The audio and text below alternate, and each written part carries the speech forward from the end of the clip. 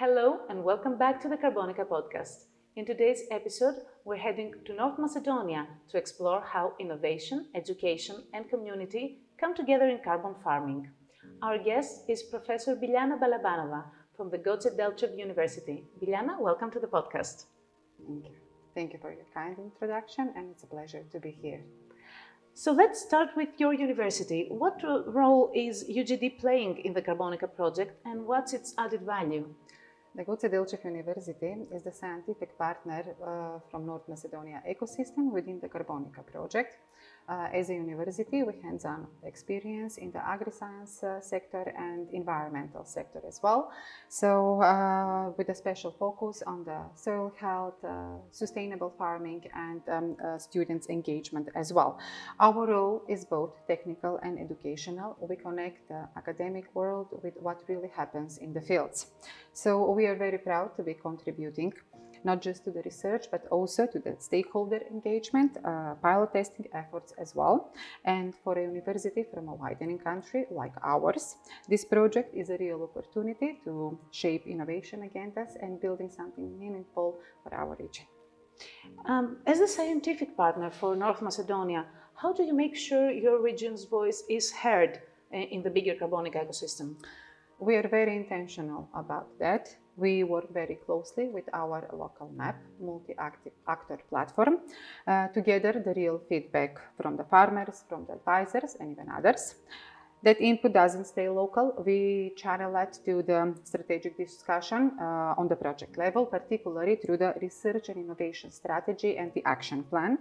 Also, we have been given the opportunity and responsibility for reviewing the deliverables from the other partners. That allows us to make sure that the overall direction of the CARBONICA makes sense for the region like ours, which have great potential but also faces with the real challenges as well. You're involved in the testing of carbon farming solutions. Could you give us a sense of what that looks like in your country? Of course. For us, everything starts with the identification of the realistic sites. Places where we can test the new practices. Also, I have to mention that we have an experimental fields on our university land as well.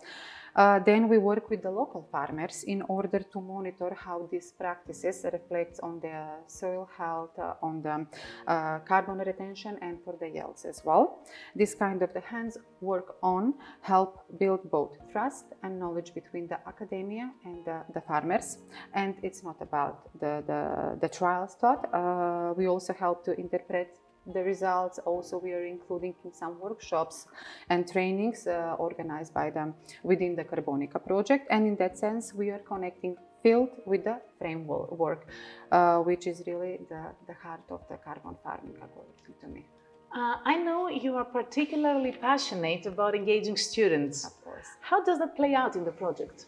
Honestly, that is one of the part of the project that I enjoy most because our students are eager to connect what they are learning in their academic class with the real situation on the field and the challenges that they will face. Within CARBONICA, we involve them in the fieldwork mostly with the data collection and also with them at the stakeholder workshops. Events like Days of the Young Researcher, which usually we organize at our university, is at those events the students can present some of their mini research projects or some research activities. Even they facilitate sessions with local advisors. And it is incredibly motivating when you can see how the young people step into this role. And for many of them, I have to mention that this is the first exposure on the European level work. So it's really impressive and motivating for them as well. And if we can spark the curiosity, now we are building the next generation of the carbon smart professional for sure. That's such a meaningful way to bring students in. Of course. You've worked on many EU-funded projects. What stands out for you in CARBONICA? Many things, but mainly is the structure. You know, CARBONICA isn't just another project with the deliverables, with the deadlines. I think that CARBONICA is, it builds a shared space for a long-term collaboration. So according to me, that is it's a quite rare. So I also appreciate how the Videra framework encourages leadership from regions like ours, because you know, you're not only the contributor, but you are the co-shaper of the agenda. And on a personal level, I have to mention, of course, the work with my international colleagues, the colleagues from Cyprus and from Greece. That is very important for us, because at the end of the day, we are exchanging knowledge, we are exchanging experience, and that makes our work much more stronger. Has there been a moment in the project that really stayed with you? There are many moments, of course, but if I have to extract, that was on the early events, just with the beginning of the CARBONICA, on a stakeholder workshop, when one of the farmers, he stood up and he said, you know, we have been doing carbon farming for a long time, but we didn't know that it has a name. It really, yes, it really struck me, and it gives sense that it's not always about the innovation. It's about building and upgrading on what really people do. That kind of moment helped us, I think, to ground everything else. In order, it's a reminder that this project is not only about the science. It's also about the respect and inclusion, of course. I imagine working across science and business is quite the balancing act. Mm-hmm. How does UGD contribute to CARBONICA's business and innovation side? Mm-hmm. You put it in the right way, really. It's a balancing act.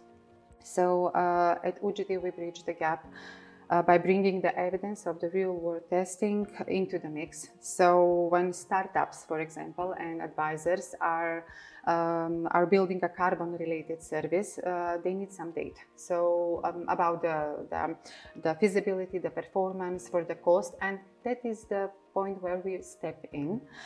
We also support students and some of the alumni or the youth with business interests. Some are exploring soil diagnostic, other advisory service as well. So we are not, we are not running an incubator. We are actually planting seeds. And if CARBONICA inspire a few successful agribusinesses in our region, according to my book, this is a success. Collaboration is, we would say, a key in Horizon Europe projects. From your point of view, what's the value of working internationally in a project like this? The value is immense. You know, when you work on a local, on a national level, sometimes you repeat some mistakes.